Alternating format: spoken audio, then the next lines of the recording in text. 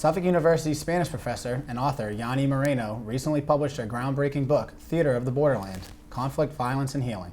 The book discusses playwrights tackling issues related to the U.S.-Mexico border.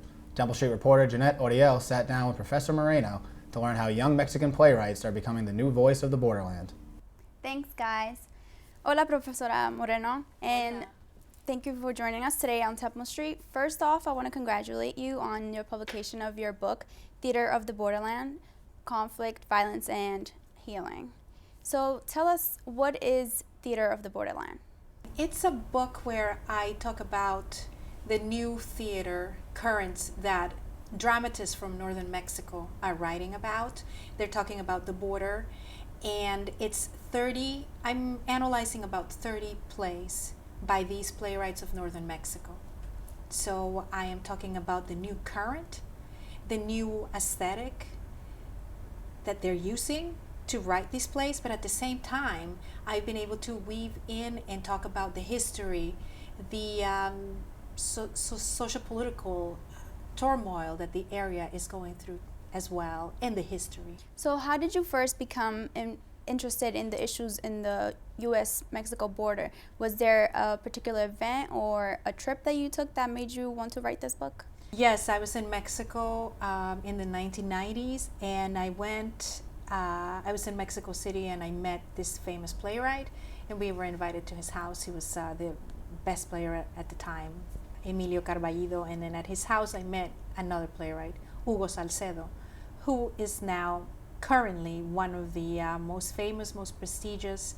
He's been awarded all kinds of dramaturgy awards. So I met Hugo Salcedo at his house, and then he told me about these plays he'd been writing, and he started to tell me about the border. And he sent me a copy of his play that had been just awarded Best Spanish Play of the Year. And I just began to read it, and I just was, I don't know, I was fixed in this. I felt like I'd been transported to this area, and I was on the U.S. and Mexico border. You mentioned Hugo Salcedo, and I know that you partnered with him here on campus to translate one of his dramatic readings. It's called We Women, and We Women touches upon the topics of violence, discrimination, and oppression against women. How do you think that these playwrights portray these tough issues in plays?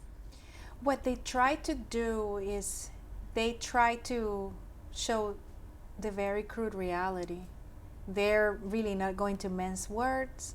They're just going to show you what is happening. What they do is they try to show scenes that sometimes might be shocking, and then other scenes that might show a little bit of redemption. So like they present the problems, but at the same time, somehow in the readings, they're trying to bring in the readers to try to come up with hopefully possible conclusions, possible solutions to the problems. You said in the book that these playwrights can be seen as forming a new and original voice and a new aesthetic of representation. Can you explain what you mean by that?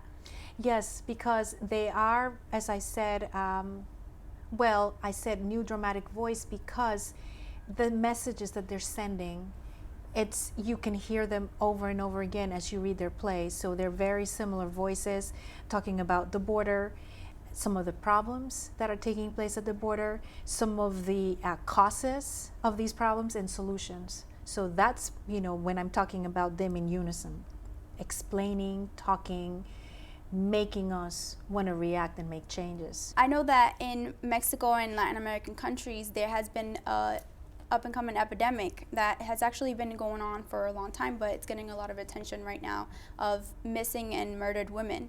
Yes. And it's not only happening in Mexico and Latin American countries, it's also happening in other nations. Yes. And they've related these murders and these missing women to femicide. Could you talk a little bit about femicide and what that is? Femicide is a term that was created or coined in the late 70s, but which talks about extreme violence, almost hatred towards women.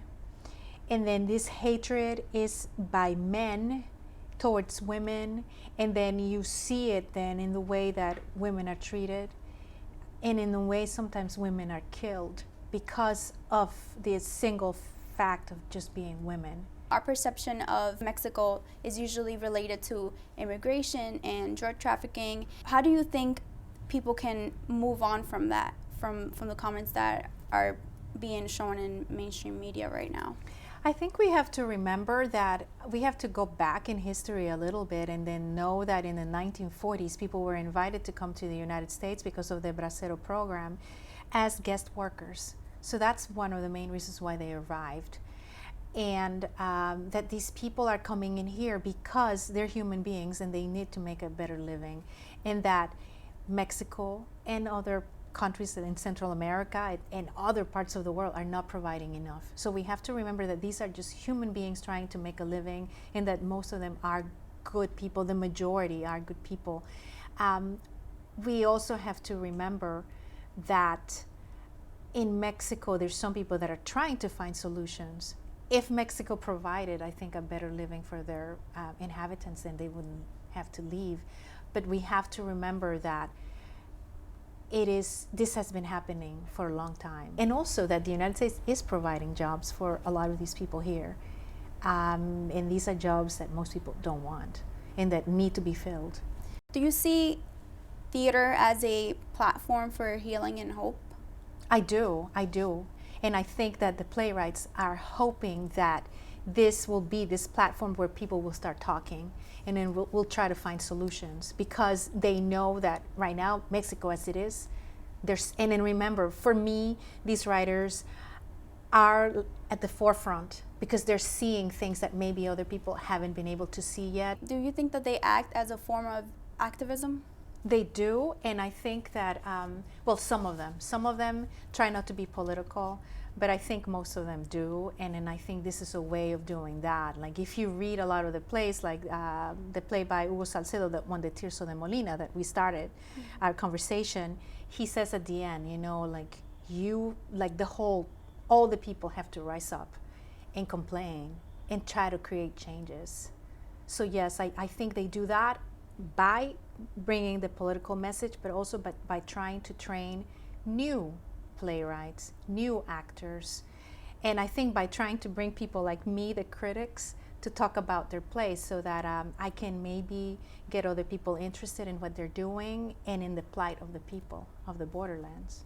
So I think Theater of the Borderlands does a really great job at putting into light issues that are often associated with Mexico, and just talking about the issues that aren't talked about when discussing the U.S.-Mexico border. So thank you so much for joining me and talking about these issues with me. Thank you so much for inviting me. No, you're welcome. It's been wonderful to be here. No Thank problem. you. Back to you guys. You can find Professor Moreno's book at Suffolk University Sawyer Library, or purchase a copy at theateroftheborderland.com.